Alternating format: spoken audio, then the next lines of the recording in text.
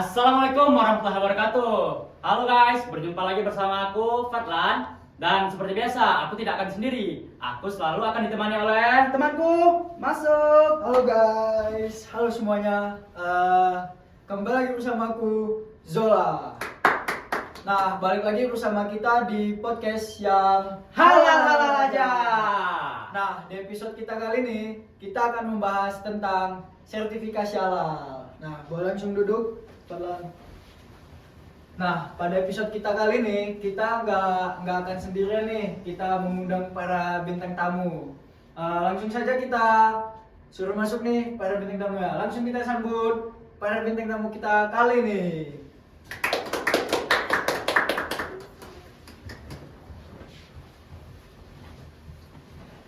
Nah, langsung saja mungkin kali ini kita suruh kenalan dulu nih para bintang tamu kita kali ini kepada para penonton. Mungkin dari yang pertama siapa nih? Aku Firman Rahasim. Halo, aku Syakira Nazla Yuliani. Halo, aku Erliana Ramadhani Habibah. Aku Aulia Desutayu. Nah, sudah kenalkan dengan bintang tamu kita kali ini. Selanjutnya kita akan langsung masuk pembahasannya guys. Oke guys, sebelum masuk ke sertifikasi halal, mungkin kita mulai dari yang dasar-dasar dulu nih ya. Mungkin kita tanya langsung saja ke Syakira, sebenarnya apa sih halal itu? Nah, jadi teman-teman, hal ini bisa diartikan segala sesuatu yang diperbolehkan menurut syariat Islam. Tapi masih banyak masyarakat nih yang menganggap halal itu hanya soal tidak mengandung babi ataupun alkohol, padahal artinya lebih luas daripada itu. Nah, bener tuh, kadang orang itu cuma berfokus sama produknya halal atau enggak, padahal prosesnya juga penting ya. Ya, benar banget. Jadi kalau misalnya kita punya bahan makanan halal, tapi kita proses pengolahannya kecampur sama barang-barang yang haram gitu kan, mengandung babi ataupun mengandung alkohol dan tidak higienis, nah itu bisa jadi masalah dan bisa dipertanyakan kehalalannya. Makanya di dalam Islam ada istilah halal dan thayyib. Kalau thayyib itu berarti baik dan bersih ya? Ya, benar banget. Jadi produk ini bukan dilihat dari halalnya aja, tapi keamanannya juga, kesehatannya juga kualitasnya. Oh, berarti konsep halal ini sebenarnya juga berkaitan dengan kualitas produk, bukan cuma urusan agama semata. Ya, benar banget. Nah guys, sekarang kita masuk pembahasan sertifikasi halal guys. Menurut kalian kenapa sih sertifikasi halal itu diperlukan? Karena sertifikasi halal itu berfungsi sebagai bukti resmi bahwa produk tersebut sudah diperiksa dan memenuhi kehalalannya. Jadi konsumen tidak perlu menebak-nebak lagi apakah produk tersebut itu halal atau tidak. Oh, jadi sertifikasi halal itu bisa meningkatkan kepercayaan konsumen gitu ya? Nah iya, bahkan sekarang banyak konsumen yang menjadikan label halal sebagai pertimbangan utama sebelum membeli suatu produk. Oh, aku pernah melihat sendiri sih di marketplace sering ada pembeli yang nanya gitu. Ini produknya sudah halal atau belum? Nah, waktu di hasil wawancara kemarin juga ada tuh ya pelaku UMKM itu bilang kalau konsumen online itu lebih sering gitu nanya status kehalalannya gitu daripada pembeli yang datang langsung. Oh, menarik juga ya. Berarti perkembangan teknologi itu bisa membuat konsumen semakin kritis. Betul, karena sekarang informasi produk semakin mudah diakses. Nah guys, sekarang kita masuk ke hasil penelitian yang sudah dilakukan oleh bintang tamu kita guys. Menurut kalian, apa sih temuan paling menarik saat kalian wawancara para pelaku UMKM tersebut? Nah, yang paling menarik itu ternyata sebagian besar pelaku UMKM itu udah paham nih gitu pentingnya sertifikasi halal. Mereka itu menganggap sertifikasi halal itu jaminan bahwa produk mereka yang mereka jual itu aman dan juga sesuai dengan syariat. Berarti udah bisa dipastikan dong kalau semua pelaku UMKM punya sertifikasi halal? Enggak juga, ada yang sudah punya, ada yang masih mengurus dan juga ada yang bahkan tidak punya sama sekali. Nah, alasannya kenapa aja tuh? Yang pertama gitu, ada yang merasa produknya itu udah halal walaupun belum Lalu ada juga nih yang terkendala sama proses administrasinya, terus sama lama gitu penerbitan sertifikatnya. Oh, untuk yang sudah mempunyai sertifikat halal itu mereka merasakan nggak sih dampaknya secara langsung gitu? Mayoritas sih mengatakan iya. Bahkan ya ada pelaku usaha gitu yang mengaku pelanggannya itu menjadi lebih percaya setelah melihat produknya bersertifikat halal. Oh, jadi ada nggak dampak langsungnya terhadap usaha mereka? Beberapa narasumber mengaku penjualan itu menjadi lebih lancar setelah memiliki sertifikat halal. Nah guys, sekarang coba kita lihat nih dari perspektif ekonomi mikro Islam. Nah menurut kalian tuh gimana hasilnya tuh? Dari analisis kalian. Dalam perspektif ekonomi mikro Islam, tujuan bisnis itu bukan sekedar hanya mencari keuntungan. Ada konsep kemaslahatan atau manfaat bagi masyarakat. Nah, menurut aku sertifikasi halal itu menjadi salah satu bentuk mewujudkan kemaslahatan tersebut. Apa karena konsumen merasa lebih terlindungi? Betul, konsumen mendapatkan informasi yang jelas mengenai suatu produk tersebut dan mengurangi ketidakpastian atau gharar dalam transaksi. Jadi selain itu ada sifat kejujuran juga ya. Ya, ketika pelaku usaha bersedia menjalani proses sertifikasi halal, mereka menunjukkan sikap amanah dan transparan. Oh, berarti jika dikaitkan dengan teori ekonomi mikro itu sertifikasi halal juga mempengaruhi permintaan konsumen berarti ya? Ya, betul sekali. Semakin tinggi kepercayaan konsumen, maka preferensi mereka juga semakin meningkat. Nah, jika preferensi mereka meningkat, maka permintaan terhadap suatu barang juga semakin meningkat. Nah iya, jadi sertifikasi halal itu bukan cuma nilai religius tapi juga punya nilai ekonomi. Jadi dari hasil analisis kalian tuh ada nggak sih tantangan yang dialami sama para pelaku UMKM gitu? Pastinya ada ya, cuma dilihat dari lapangan sendiri, kendala yang sering muncul itu di lamanya proses penerbitan sertifikat halalnya ini, terutama pada program gratis. Selain itu, masih banyak pelaku UMKM yang merasa persyaratan administrasinya itu cukup sulit. Nah, aku juga menemukan hal itu dalam wawancara. Ada pelaku usaha yang harus menunggu berbulan-bulan untuk proses sertifikasinya.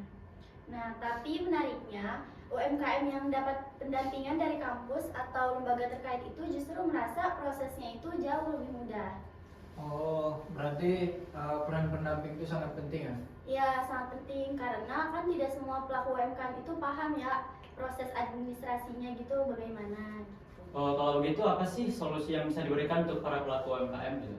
Oh, kalau menurut aku sendiri ada yang pertama memperluas sosialisasi, dan yang kedua ada menyederhanakan proses administrasi, dan yang ketiga memperbanyak program pendampingan bagi UMKM. Nah, jadi gitu guys, pembahasan kita kali ini tentang sertifikasi halal. Nah, sekarang ada beberapa pertanyaan nih dari para netizen kepada para bintang tamu kita kali ini. Nah, aku bacain pertanyaannya satu-satu ya. Yang pertama tuh ada dari Vina nih, Vina_123. Pertanyaannya, kenapa sih sertifikasi halal itu nggak sesuai alurnya? Karena kenyataannya di masyarakat itu sertifikasi halal yang terjadi kayak cuman sebuah formalitas gitu. Nah, mau dijawab sama siapa nih? Nah, boleh saya jawab. Nah, kalau menurut aku sertifikasi halal memiliki dua skema. Yang pertama ada reguler dan ada self declare. Nah, kasus yang disampaikan Vina tersebut merupakan skema self declare karena prosesnya lebih sederhana dan dibantu oleh pendamping atau LPH dalam proses audit dan verifikasinya. Oh, nah jadi gitu guys, bisa dipahami ya jawaban dari Hasim tadi. Nah, pertanyaan selanjutnya tuh mungkin bisa dibacakan oleh Farlan. Oke guys, ini kita masuk ke pertanyaan nomor 2 dari Buff_Sang Jagoan. Bagaimana sih menurut kalian jika ada UMKM yang sudah punya sertifikat halal, namun dalam implementasinya terkadang ia mencampurkan produk itu dengan bahan yang haram? Nah, menurut aku, pelaku UMKM tersebut masih kurang memiliki kesadaran dan tanggung jawab terkait pentingnya sertifikasi halal. Oleh karena itu, perlu adanya peningkatan pemahaman agar pelaku usaha lebih terdorong untuk memenuhi persyaratan yang berlaku. Nah, jadi gitu ya buat para pengusaha, jangan sekali-kali mencurangi produk kalian ya.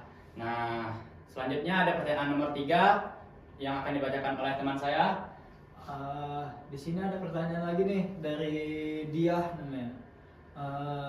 Pertanyaannya tuh apa sih hukum dan konsekuensi jika ada para pelaku UMKM yang melakukan pelanggaran gitu? Ada nggak konsekuensinya? Boleh aku jawab ya. Sebenarnya sudah tertulis jelas di dalam Undang-Undang Nomor 33 Tahun 2014 tentang jaminan produk halal. Jadi barang siapa yang melanggar aturan tersebut maka akan dikenakan sanksi berupa denda administratif atau pidana penjara dan juga mungkin bisa menjadi penarikan produk dari peredaran sesuai aturan yang berlaku. Oh, nah langsung kita lanjut aja ya ke ada lagi nih pertanyaan yang keempat nih. Apa tuh? Langsung ya. Fadlan? Nomor 4 ya, pertanyaan dari Fitria_12. Jika tujuan ekonomi Islam adalah menciptakan kemaslahatan, bagaimana seharusnya pemerintah menyikapi kondisi ketika kewajiban sertifikasi halal justru berpotensi menghambat keberlangsungan sebagian UMKM? Ya. Oke, izin menjawab ya gitu. Jadi sebenarnya sertifikasi halal itu tidak menghambat gitu perkembangan UMKM. Justru pemerintah itu telah memberikan program sehati yaitu sertifikat Halal gratis. sertifikat halal gratis gitu. Sehingga pelaku UMKM itu dapat lebih mudah memperoleh sertifikasi halal dan meningkatkan kepercayaan konsumen terhadap produk yang dijualnya. Nah, jadi guys, itu jawabannya tadi ya. Pelaku UMKM itu tidak akan terhambat oleh sertifikasi halal, kayak gitu ya Zola ya. Ya, karena sudah ada program sehati, sertifikat halal dan apa tadi? Gratis. Nah, sertifikat halal dan gratis. Itu jawaban dari para bintang tamu kita kali ini, bisa kalian pahami ya nantinya. Oke guys, baik teman-teman semuanya, sebelum kita akhiri podcast kita kali ini, kita nih mau minta nih satu kalimat atau beberapa kalimat atau kesimpulan gitu dari masing-masing para bintang tamu kita kali ini. Dimulai dari siapa dulu nih? Nah, boleh dari aku aja. Oke, kali ini dari Hasim nih yang pertama, apa tuh? Nah, kalau kesimpulannya dalam ekonomi mikro Islam itu ada yang namanya sertifikasi halal yang mencerminkan nilai amanah, kejujuran dan kemaslahatan. Meskipun ada tantangan, manfaat sertifikasi halal jauh lebih baik dan lebih besar bagi perkembangan usaha. Boleh dilanjut yang kedua oleh Syakira. Oke, kesimpulan menurut aku halal itu bukan sekedar soal boleh atau tidak boleh, tapi juga tentang kualitas dan keamanan produknya itu sendiri. Ya, menurut aku sertifikasi halal itu terbukti meningkatkan kepercayaan konsumen gitu terhadap produk dari UMKM-nya. Oke, kesimpulan dari aku, sertifikasi halal itu memberikan kepastian dan perlindungan bagi konsumen. Wah, luar biasa. Luar biasa sekali ya bintang tamu kita kali ini. Nah, dari diskusi ini kita dapat memahami bahwa sertifikasi halal itu bukan hanya kewajiban syariah, tetapi juga strategi yang mampu meningkatkan daya saing para UMKM di era modern saat ini. Nah, mungkin itu saja yang dari podcast kita kali ini. Aku Zola dan teman aku Fazlan, kami mewakili seluruh tim dari podcast yang halal-halal aja. Kami mengucapkan terima kasih kepada para pendengar semuanya dan kepada para bintang tamu yang hadir di sini. telur ayam, telur puyuh. Wassalamualaikum warahmatullahi wabarakatuh.